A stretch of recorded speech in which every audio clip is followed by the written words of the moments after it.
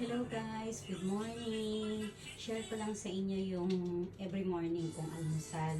Kasi hindi ako nag-aalmusal na totally almusal yung kumakain ng tinapay or kanin. Kasi masyadong busy ako pag umaga. Maaga akong gumigising para gumawa ng baon ng anak ko sa school. Ngayon, tsaka hindi din talaga ako, sinasadya ko din hindi talaga kumain kasi nag-work ako.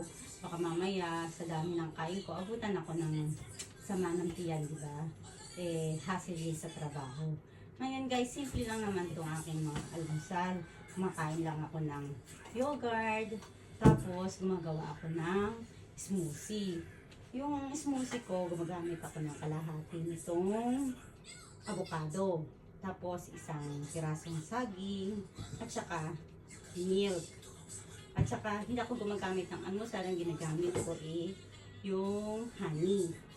Ngayon, syempre bago ko kumain nito, uminom nito, bago gumagawa ako ng baon ng anak ko, habang gumagawa ako ng baon ng anak ko, uminom na ako ng kape ko kasi hindi mawawala yun pagkagising ko pa lang. Kape nang hinahanap ng aking lalamunan. Ngayon, ang ginagamit kong kape is all-in-one para mabilis kasi alam niyo naman dito sa Japan, time is money. Maraming gawain ba? Kaya kailangan talaga lahat mabilisan. Ngayon guys, samahan niyo ako. Simple lang naman ito. Ngayon, ito mamaya bago ko uminom itong smoothie, siyempre ito muna yung kakainin ko. Ngayon, ang paggawa ng smoothie ko, syempre, lalagay ko muna itong milk dito. Ang paglagay ko ng milk, tansyahan lang. Kasi, di naman kailangang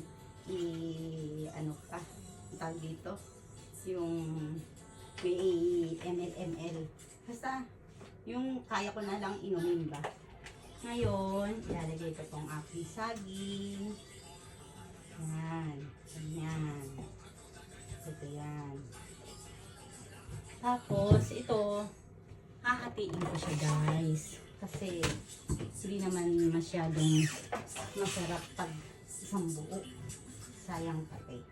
Kaya, ako, araw-araw may stock ako nitong avocado at saka saging. Ayan guys, so ang dami kong saging. Tapos, avocado. Minsan po pag nagpupunta ng Costco, ayun, meron nabibili sa Costco na maramihan. Ang mahal na ngayon ng avocado. Dati, mura lang to. Ngayon, mahal na siya. Wala na yatang mura sa mundo. So, ayan guys, eto na, nailagay ko na lahat yung ingredients. Ngayon, yung natira kong kalahati ng avocado, nirap ko, lalagay ko siya sa ref para bukas uli ng umaga, ito uli yung gagamitin ko. Yung isang avocado, pang 2 days ko na yun. Ayan guys, ito, lalagyan ko lang siya ng konting yelo. Ayan, yelo. Tapos, itong honey. Tansyahin nyo na lang kasi hindi naman din masarap pag masyadong matamis. Diba? Baka ma-diabetes. Iwas sakit. Ayan, mahalang pampa-hospital. Ayan. Ngayon, igilingin na natin siya.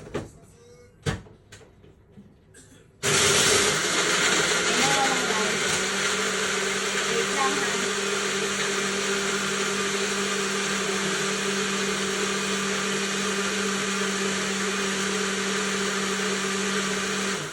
After nyan, ayan na.